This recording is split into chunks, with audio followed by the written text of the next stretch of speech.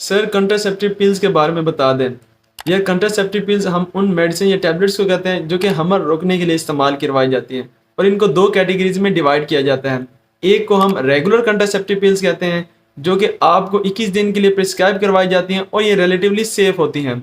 दूसरी वो कैटेगरी होती है जिसे हम इमरजेंसी में यूज़ करते हैं, और इसको हम इमरजेंसी कंट्रासेप्टिव पिल्स कहते हैं।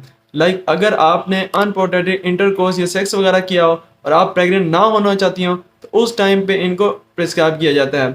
और इनके सीरियस साइड इफ़ेक्ट्स होते हैं, लाइक इससे आपको सर दर्द हो सकता है, चक्कर आ सकते हैं, आपको नोज़िया वोमिटिंग हो सकती है, इससे आपका पेट बहुत ज़्यादा ख़राब होता है, आपको इरेगुलर ब्लीडिंग होती है। और ये जो दोनों कैटेगरीज होती हैं, ये आपने एज सेल्फ मेडिकेशन खुद से नहीं लेनी होती, बल्कि आपको एक गायनेकोलॉजिस्ट ही प्रिस्क्राइब करती है।